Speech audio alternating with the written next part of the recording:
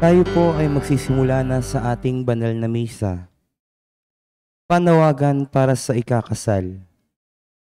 Si Francis Yan ng Binondo, Manila, anak ni na Peterson Gan at Marilyn Yan, ay nakatakdang ikasal kay Erica Lee ng San Andres, Manila, anak ni na Liman King at Erlinda Lee.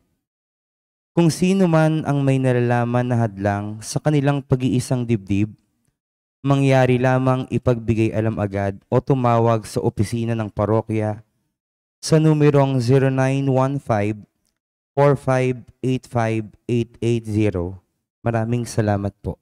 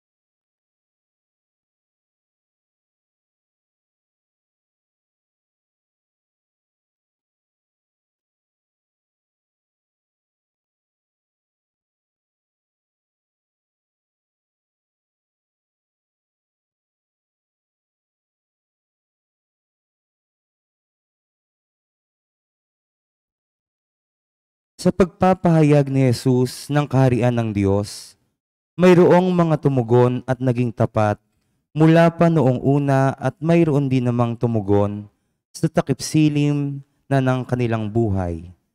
Naway maging kasangkapan tayo ng Diyos tungo sa pagtatatag ng kaharian ng Diyos dito sa mundo. Magalak tayo sapagkat bawat isa sa atin, nauna man o nahuli sa pagtugon sa paanyaya ng Diyos, ay binigyan niya ng pagkakataong makibahagi sa pagtatatag ng kanyang kaharian. Ipagdiriwang natin ngayon ang pambansang linggo ng manlalayag at mga migranteng Pilipino. Ipagdasal natin ang mga manlalayag at migrante na sa harap ng mga pagsubok at paghihirap, manatili nawa silang matatag sa kanilang pananampalataya at maging tapat sa kanilang pamilya. At ang mamuno po sa ating banal na pagdiriwang ngayon ay ang ating butihing kura paroko, Reverend Father Douglas D. Badong. Magsitayo po ang lahat.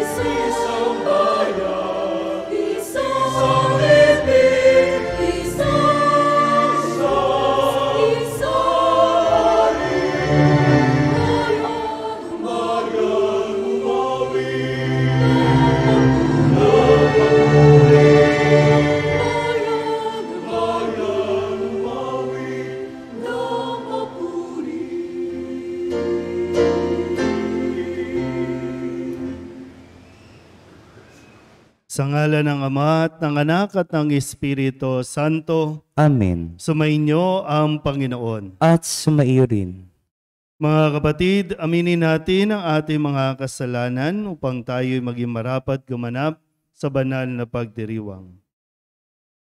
Inaamin ko sa mga pangyarihang Diyos At sa inyo mga kapatid, na lubha akong nagkasala sa isip, sa salita at sa gawa, at sa aking pagkukulang. Kaya isinasamo ko sa mahal na Birheng Maria, sa lahat ng mga anghel at mga banal, at sa inyo mga kapatid, na ako'y panalangin sa Panginoong ating Diyos. Tawaan tayo ng makapangyarihang Diyos, patawarin tayo sa ating mga kasalanan, at patnubayan tayo sa buhay na walang hanggan. Amen.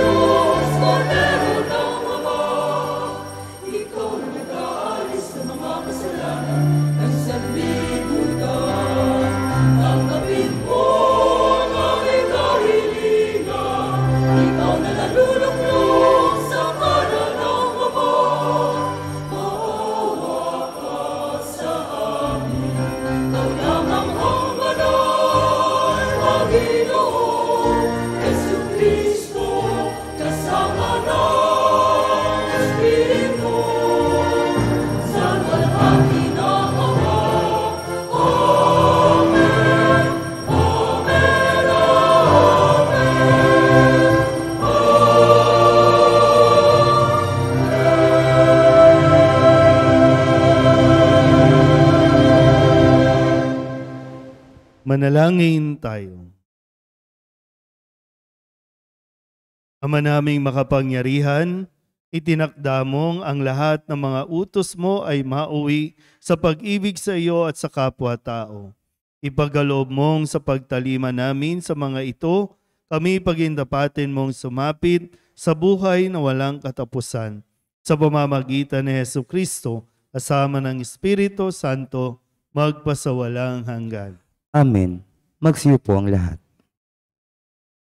Inaanyayahan ng Panginoon ang mga makasalanan na magbalik loob sa Kanya. Tulad ng mga manggagawa sa Ebanghelyo, lahat ay inaanyayahang makibahagi sa pagtatatag ng kaharian ng Diyos. Pagbasa mula sa aklat ni Propeta Isaías. Hanapin ang Panginoon, samantalang siya'y inyong makikita. Siya ang tawagin habang malapit pa. Ang mga gawain ng taong masamay dapat nang talikdan, at ang mga likoy dapat magbago na ng maling isipan. Sila'y manunumbalik. Lumapit sa Panginoon upang kahabagan, at mula sa Diyos, matatamo nila ang kapatawaran. Ang wika ng Panginoon, ang aking isipay, di nyo isipan, at magkaiba ang ating daan. Kung paano ang langit higit na mataas, mataas sa lupa, ang daat isip ko'y hindi maaabot ng inyong akala. Ang salita ng Diyos. Salamat sa Diyos. Salmong tugunan sa pamamagitan ng pag-awit, Diyos ay tapat at totoo sa dumadalanging tao.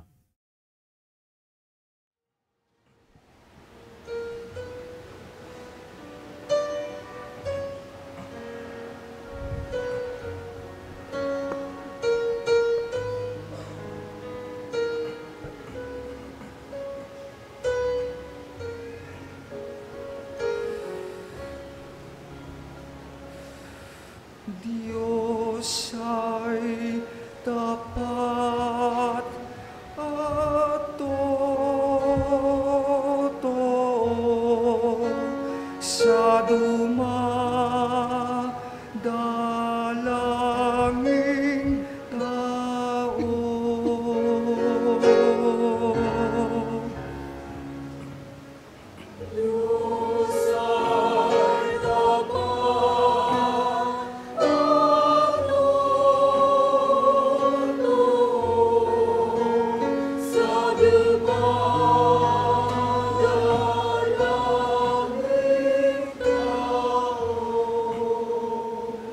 Aking pupurihit, pasasalamatan ang Diyos araw-araw.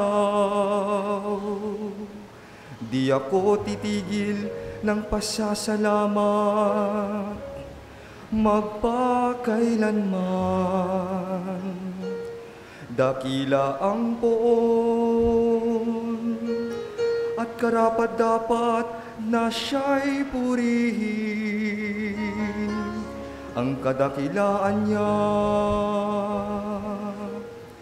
ay mahirap nating unawain.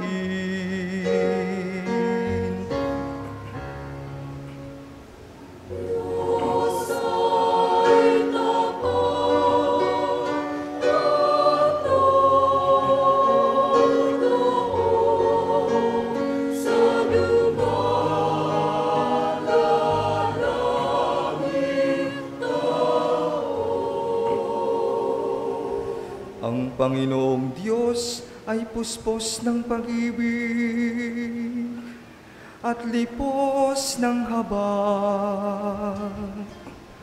Banayad magaling, ang pag-ibig niya'y hindi kumukupas.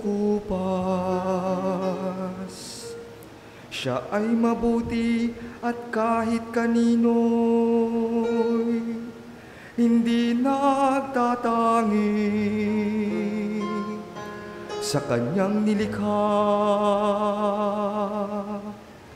ang pagtingin niya'y mamamalagi.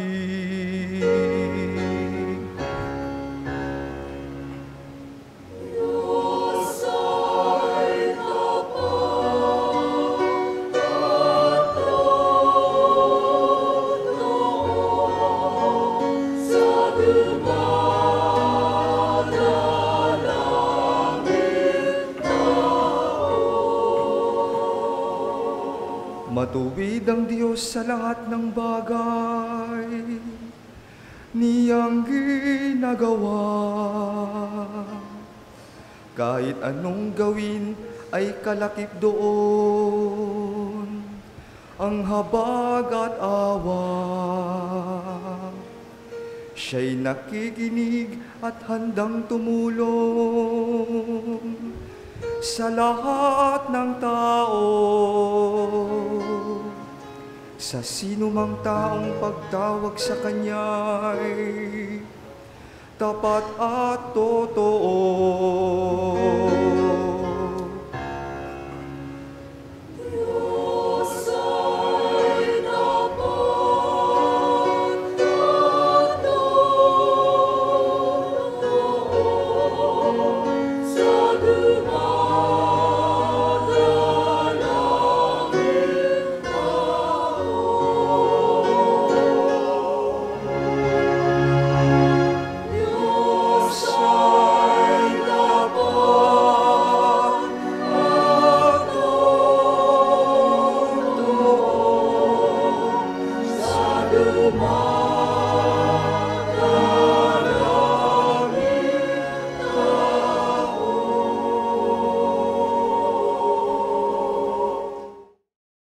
Dito man sa lupa o sa kabilang buhay, panatag si Apostol San Pablo na kapiling niya si Kristo at sapat na sa kanya ito.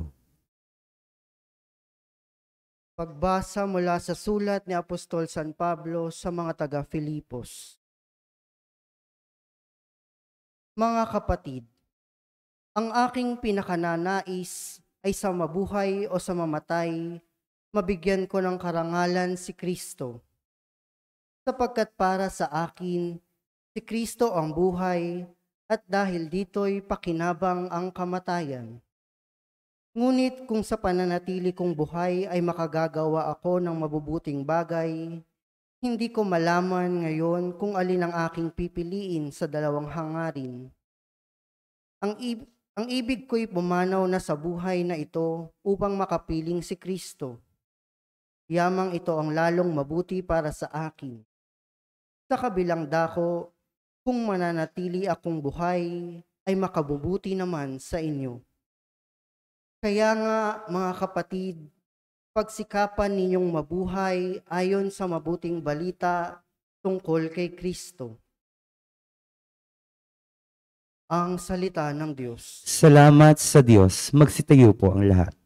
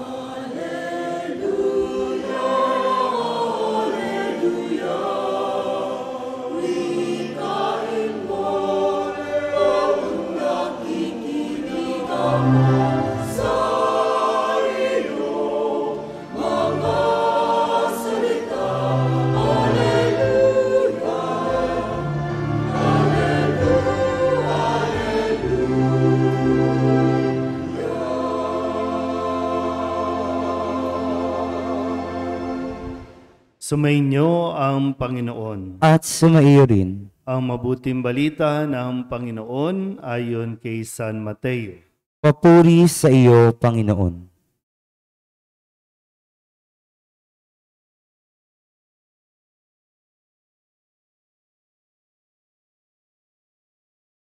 Noong Noong panahong iyon, sinabi ni Jesus sa kanyang mga alagad ang talinghagang ito. Ang paghahari ng Diyos ay katulad nito. Lumabas ng umagang-umaga ang may-ari ng ubasan upang humanap ng mga manggagawa. Nang magkasundo na sila sa upa na 1 denaryo maghapon, sila'y pinapunta niya sa kanyang ubasan. Lumabas siyang muli na mag-iikasyam ng umaga at nakakita siya ng iba pang tatayo-tayo lamang sa liwasang bayan. Sinabi niya sa kanila, "Pumaroon din kayo at magtrabaho sa aking ubasan at bibigyan ko kayo ng karampatang upa." At pumaroon nga sila.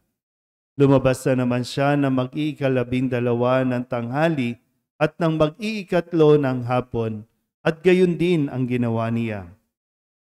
Na mag-iikalima ng hapon, siya'y lumabas uli at nakakita pa ng mga ibang wala ring ginagawa. Sinabi niya sa kanila, "Bakit kayo tatayo-tayo lang dito sa buong maghapon? Wala pong magbigay sa amin ng trabaho," sagot nila. At sinabi niya, "Kung gayon, pumaroon kayo at gumawa sa aking ubasan." Pagtatakip silim, sinabi na may-ari ng ubasan sa kanyang katiwala, "Tawagin mo na ang mga manggagawa at sila'y upahan, magmula sa huli hanggang sa unang nagtrabaho." Ang mga nagsimula ng mag-iikalima ng hapon ay tumanggap ng tig-1 denaryo. At nang lumapit ang mga nauna, inakala nilang tatanggap sila ng higit doon. Ngunit ang bawat isa'y tumanggap din ng 1 denaryo. Pagkatanggap nito, nagreklamo sila sa may-ari ng ubasan. Sabi nila, "1 oras lang pong gumawa ang mga huling dumating, samantalang maghapon kaming nagpagal at nagtiis ng nakapapasong init ng araw. Bakit naman po ninyo pinapare-pareho ang upa sa amin?" At sinabi niya sa kanila, "Kaibigan, hindi kita dinadaya. Hindi ba't nagkasundo tayo sa 1 denaryo? Kunin mo ang ganang iyo at umalis ka na. Maano kung ibig kong upahan ang nahuli ng tulad ng upa ko sa iyo? Wala ba akong karapatang gawin ang aking maibigan sa ari-arian ko? O naiinggit ka lang sa aking kabutihang loob? Kaya't ang nahuhuli ay mauuna at ang nauuna ay mahuhuli." Ang mabuting balita ng Panginoon. Pinupuri ka namin, Panginoong Hesukristo. Isang mapagpalang umaga po sa inyong lahat. Atin pong binibigyan ng pansin at panalangin ang lahat po ng mga pamilya ng mga seafarers natin o mga manlalayag at ang mga migranteng Pilipino o mga nagtatrabaho sa ibang bansa.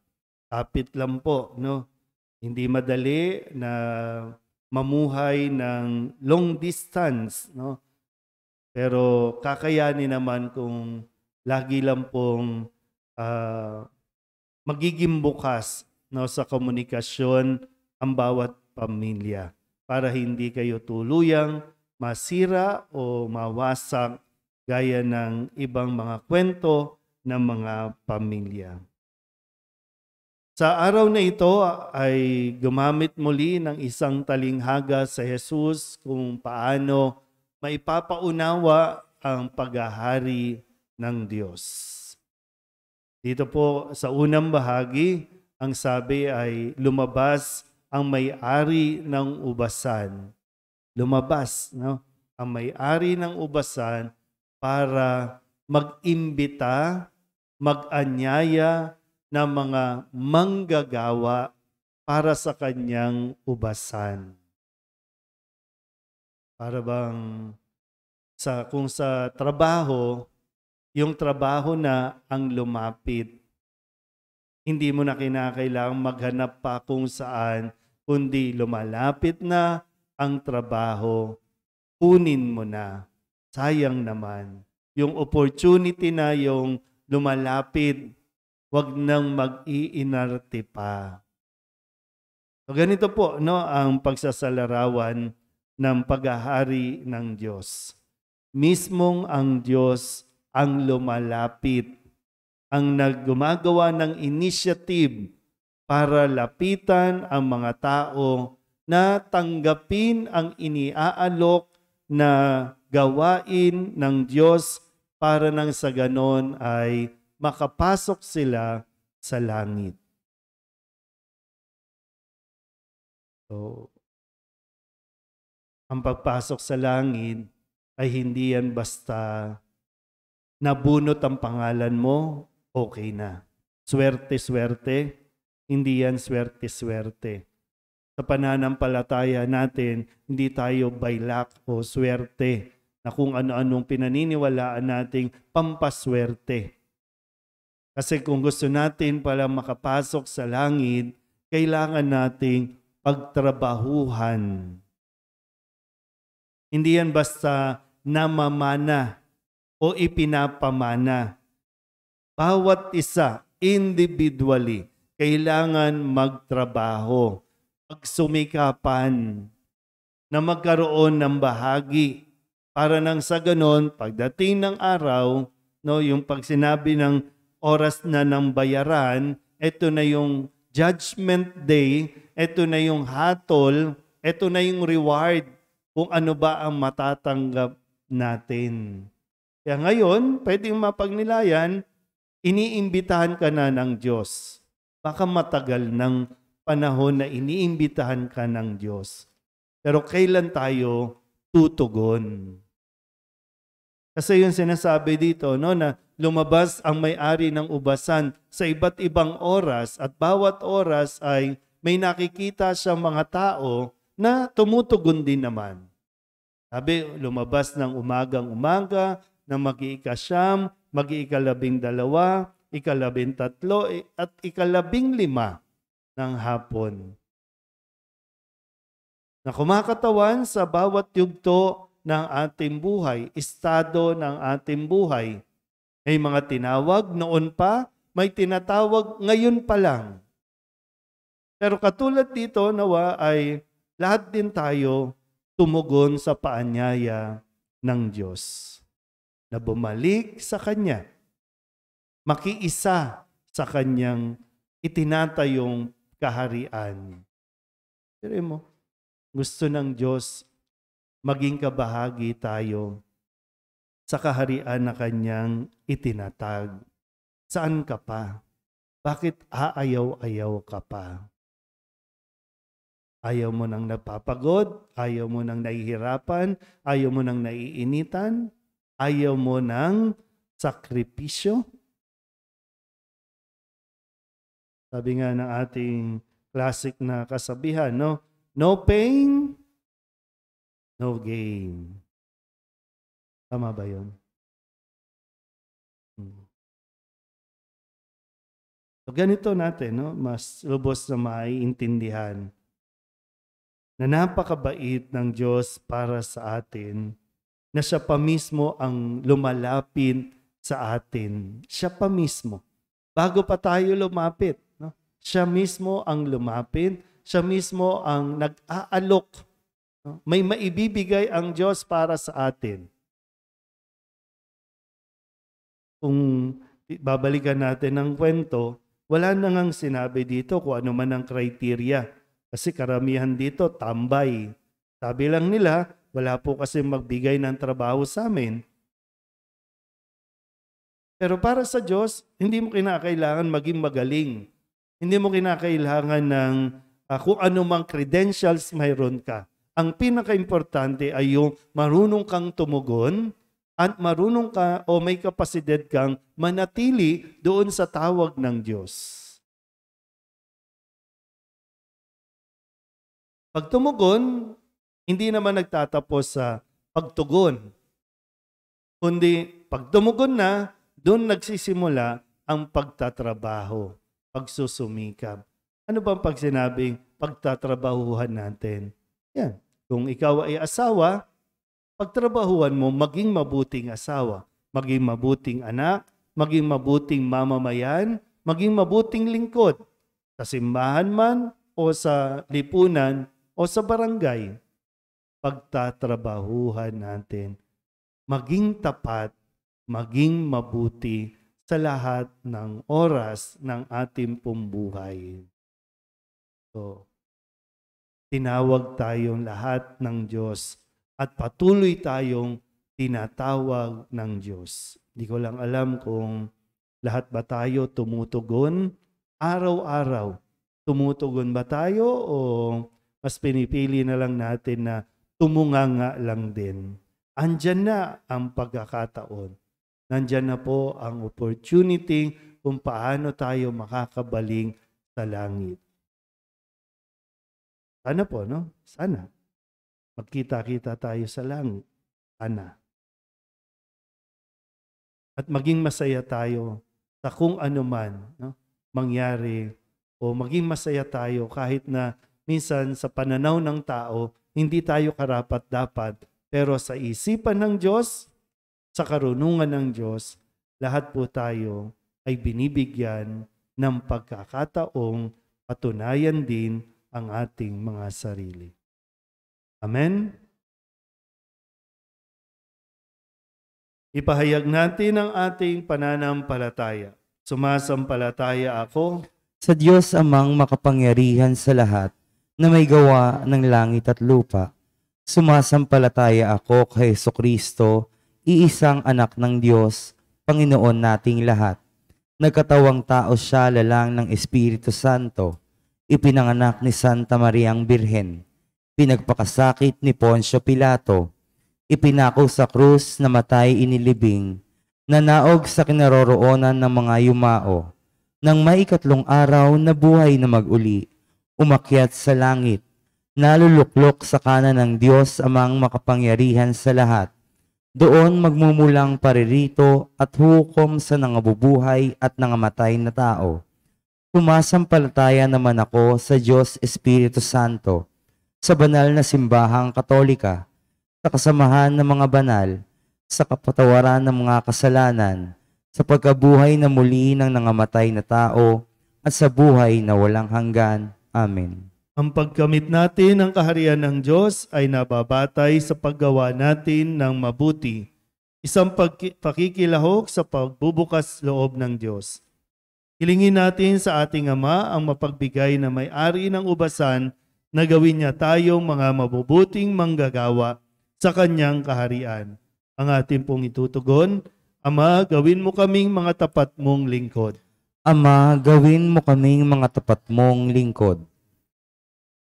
Para kay Papa Francisco at sa mga namumuno sa simbahan, maging tapat nawa sila na tagapagpahayag ng salita mo, O Diyos, sa kabila ng pag-uusig at kahirapan. Manalangin tayo. Ama, gawin mo kaming mga tapat mong lingkod. Para sa mga pinuno ng pamahalaan, mga mambabatas at mga negosyante, tulungan nawa nila ang mga mamamayan sa kanilang pagpupunyagi at maglaan nawa sila ng marangal na trabahong may makatarungang sahod para sa bawat manggagawa. Manalangin tayo. Ama, gawin mo kaming mga tapat mong lingkod. Para sa mga manlalayag at mga migranteng Pilipino, patuloy nawa silang maging matatag sa kanilang pananampalataya at sa anumang uri ng unos at pagsubok sa buhay. Manalangin tayo. Ama, gawin mo kaming mga tapat mong lingkod. Para sa mga yumao, tingnan mo nawa, O Diyos, ang kanilang mabuti tapat na paglilingkod habang sila'y nabubuhay pa dito sa lupa at pahintulutan mo nawa silang makamit ang buhay sa piling mo. Manalangin tayo. Ama, gawin mo kaming mga tapat mong lingkod. Dalog din natin sa Panginoon ang ating mga personal na kahilingan at mga panalangin para sa ating mga pamilya, kasama ang lahat ng mga kahilingan ng mga nanonood sa online. Lahat ng mga misang pasasalamat, special na intensyon, mga agarang paggaling ng mga may sakit at ang mga kaluluwa na hinihiling na ipagdasal sa misang ito. Ang lahat ng ito iniiling namin sa ngalan ni Kristo, aming Panginoon. Amen. Magsiupo ang lahat.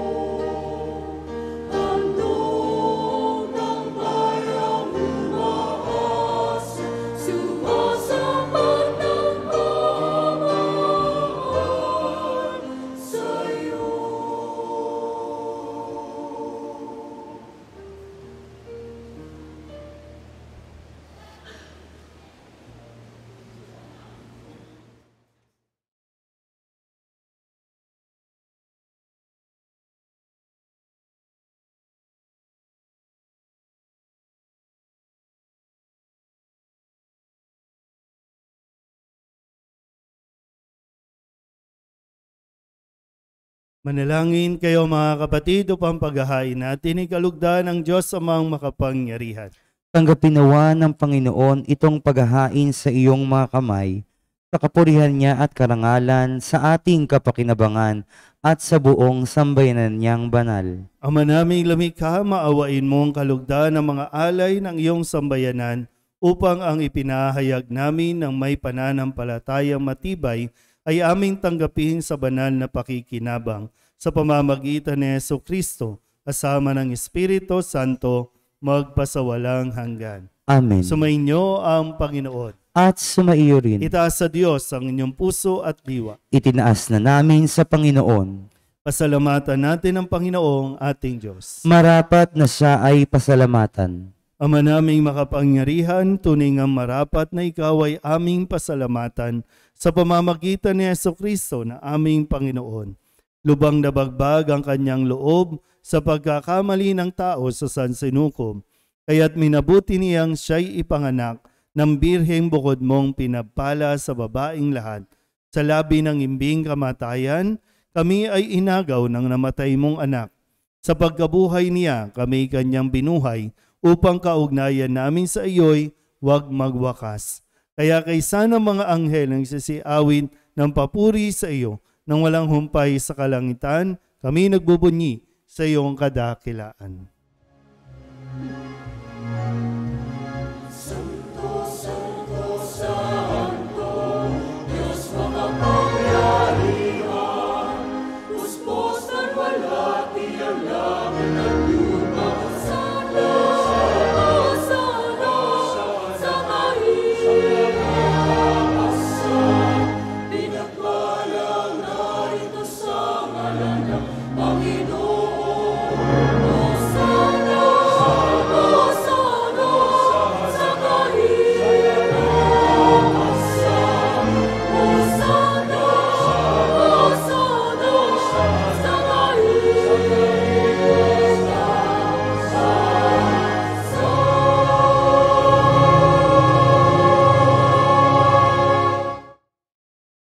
Ama naming banal, ikaw ang bukal ng tanang kabanalan, kaya't sa pamamagitan ng iyong Espiritu, gawin mong banal ang kaloob na ito upang para sa amin maging katawan at dugo ng aming Panginoong Heso Kristo.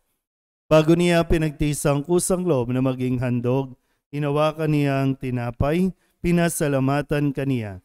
Pinaghati-hati niya iyon, iniabot sa kanyang mga alagad at sinabi, "Tanggapin ninyong lahat ito at kanin, ito ang aking katawan na ihahandog para sa inyo."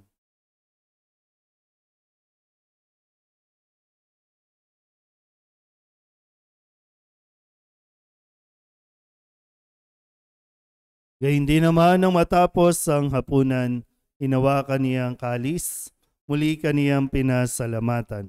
Iniabot niya ang kalis sa kanyang mga alagad at sinabi, "Tanggapin ninyong lahat ito at inumin. Ito ang kalis ng aking dugo, ng bago at walang hanggan tipan, ang aking dugo na ibubuhos para sa inyo at para sa lahat, sa ikapagpapatawad ng mga kasalanan. Gawin ninyo ito sa pag-alaala sa akin."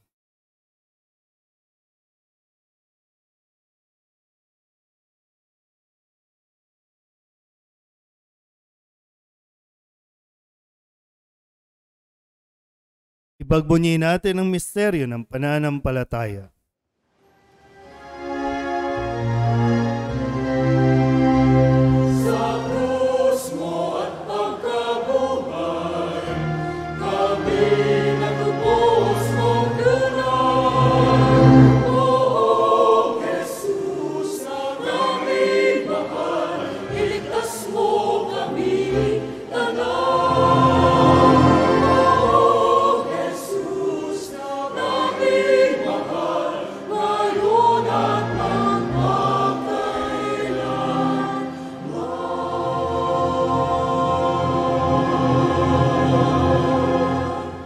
Ama, ginagawa namin ngayon ang pag-alaala sa pagkamatay at muling pagkabuhay ng iyong anak, kaya tiniaalay namin sa iyo ang tinapay na nagbibigay buhay at ang kalis na nagkakaloob ng kaligtasan. Kami napapasalamat dahil kami iyong minarapat na tumayo sa harap mo para maglingkod sa iyo. Isinasamo namin kami magsasalo-salo sa katawan at dugo ni Kristo ay mabuklod sa pagkakaisa sa pamamagitan ng Espiritu Santo. Ama, lingapin mo ang iyong simbahang laganap sa buong daigdig. Puspusin mo kami sa pag-ibig kay San Francisco na aming Papa at ni Jose na aming Obispo at ng Tanang Kaparian. Alalahanin mo rin ang mga kapatid naming nahimlay nang may pag-asang sila'y muling mabubuhay, gayon din ang lahat ng mga pumanaw. Hawaan mo sila at patuloyin sa iyong kaliwanagan. Hawaan mo at pagintapating kaming lahat na makasalo sa iyong buhay na walang wakas. Kaysa ng mahal na Birhen Maria, na ina ng Diyos, ng kabiyak ng puso niyang San Jose, kaysa ng mga apostol at ng lahat ng mga banal na namuhay dito sa daigdig ng kalugod-lugod sa iyo, may pagdiwang nawa namin ang papupuri sa ikararangal mo sa pamamagitan ng iyong anak na aming Panginoong Heso Kristo. Sa pamamagitan ni Kristo, kasama niya at sa Kanya, ang lahat ng parangal at papuri ay sa iyo, Diyos Amang makapangyarihan, kasama ng Espiritu Santo, magpasawalang hanggan.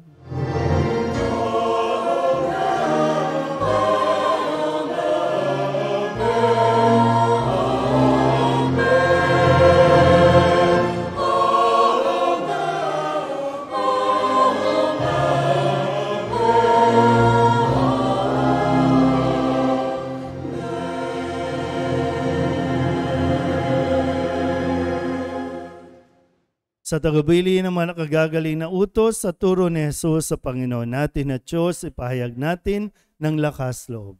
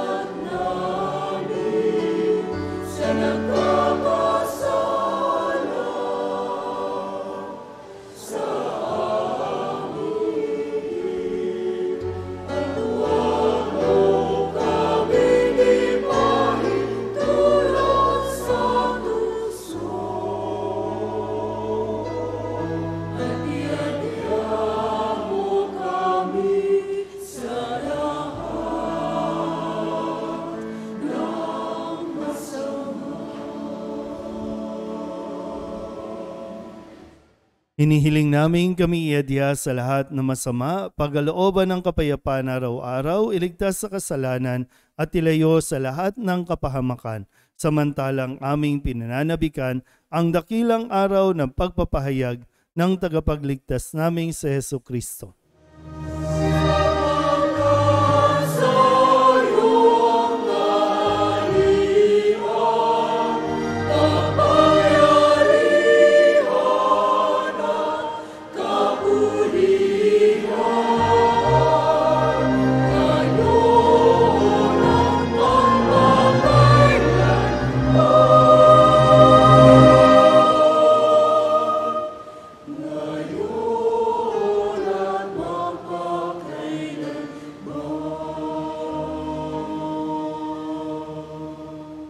Panginoong Heso Kristo, sinabi mo sa iyong mga apostol, kapayapaan ang iniiwan ko sa inyo, aking kapayapaan ang binibigay ko sa inyo. Tunghayan mo ang aming pananampalataya at huwag ang aming mga pagkakasala. Pagkalooban mo kami ng kapayapaan at pagkakaisa ayon sa iyong kalooban, kasama ng Espiritu Santo, magpasawalang hanggan. Ang kapayapaan ng Panginoon ay laging sumainyo. At sumainyo rin. Bigayan po tayo ng kapayapaan sa isa't isa.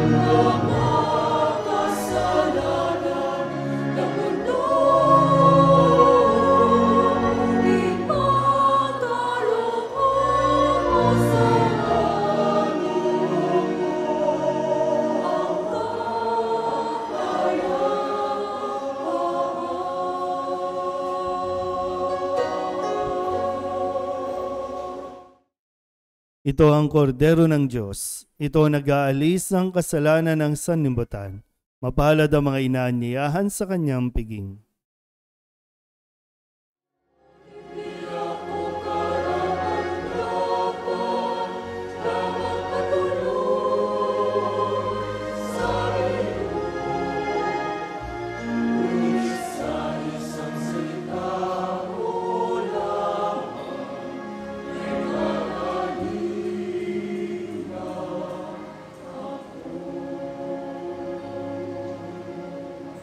Katawan ni Kristo. Amen.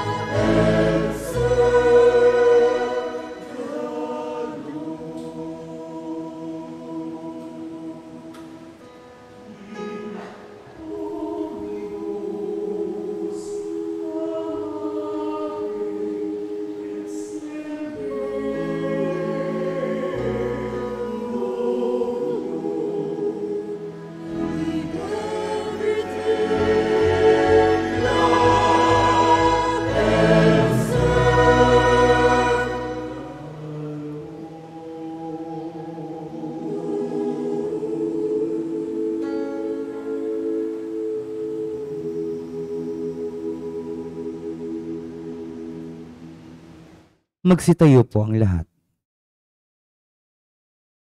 Manalangin tayo.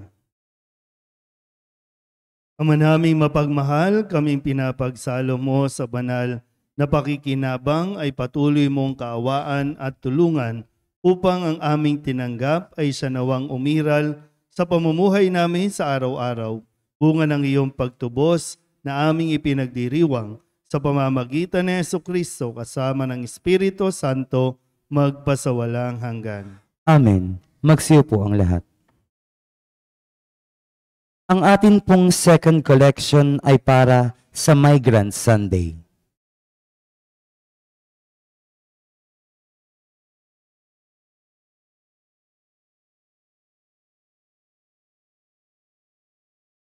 Jesus, maraming salamat po sa pagbibigay ninyo ng inyong sarili para sa naniniwala po kami na ikaw ay narito sa banal na Eucharistia. Tulungan niyo po kami maging mabuti, magalang, masipag, masunurin, matulungin at mapagpakumbaba. Basbasan po ninyo ang aming mga magulang, kapatid at mga kaibigan. Jesus, mahal kita. Beray ng solidad, mahal kita. Amen.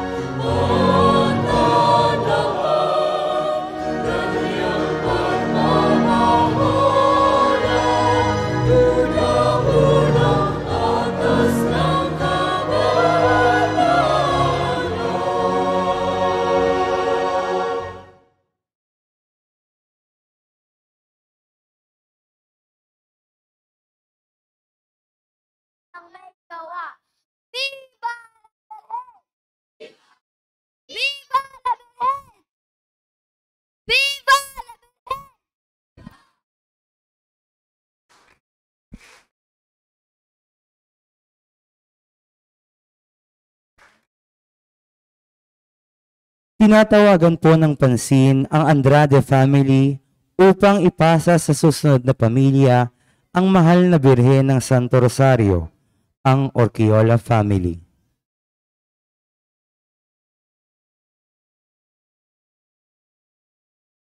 Ngayon po ay huling linggo para sa buwan ng Setyembre. Next week, October na po tayo. Kaya muli, maraming salamat sa inyo po mga tulong, donasyon at suporta na inyo pong binibigay dito sa simbahan ng Birhen ng Solidad. Maraming salamat din po sa mga pledges na inyo pong ginagampanan parang bilang pasasalamat sa lahat po ng biyaya na ipinagkakaloob sa ating po mga pamilya. At muli, paalala po para sa lahat, no, ang ating po mga sakramento ay libre po lahat, maging po ang pagbabasbas sa patay ay wala po yan bayad. Kailangan nyo lang pong i-coordinate ng mas maaga para mapuntahan po natin agad ang burol kung saan po yung labi ng inyong mahal sa buhay. Yung mga larawan habang nakaburol po ang namatay ay pwede nyo pong dalhin dito sa simbahan para araw-araw po sa misa ay maisama natin sa ating mga panalangin. At panawagan po lalo na para sa dito sa ating parokya, no? Baka meron po kayong kakilala na may upholstery o kaya naman yung marunong pong magkumpuni at mag-ayos ng mga luhuran po natin. Kasi pag lumuluhod kayo, parang ngumingiwi ang mga mukha ninyo. Hindi ko alam kung damang-daman nyo talaga yung pag-consecrate o hirap na ang tuhod po ninyo sa mga luhuran. So kailangan na po natin ipaayos. So naghahanap lang po tayo ng mga yung marunong gumawa po no ng sa upholstery yun, no? Upholstery din. So kung mayroon po dito sa parokya natin, papuntahin nyo agad sa opisina para mapakot natin kung magkano po aabutin yung pagkukumpuni no ng mga luhuran po natin. Salamat po. Magsitayo na ang lahat. Sumainyo ang Panginoon At sumainyo rin. at pagpalain kayo ng makapangyarihang Diyos, Ama at Anak, at Espiritu Santo. Amen. Tapos sa banal na misa, humayo tayo sa kapayapaan ni Kristo. Salamat sa Diyos. Magandang umaga po. Magandang umaga.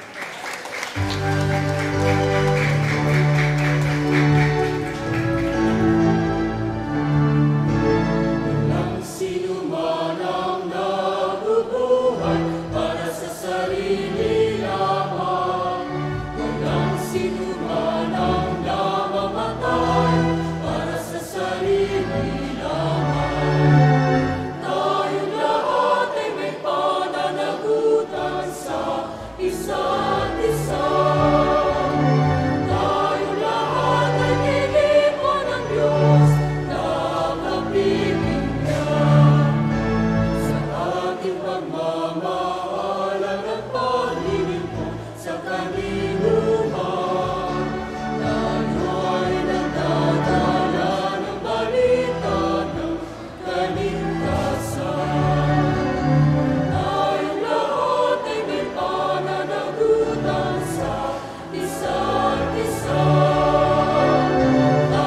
lahat ay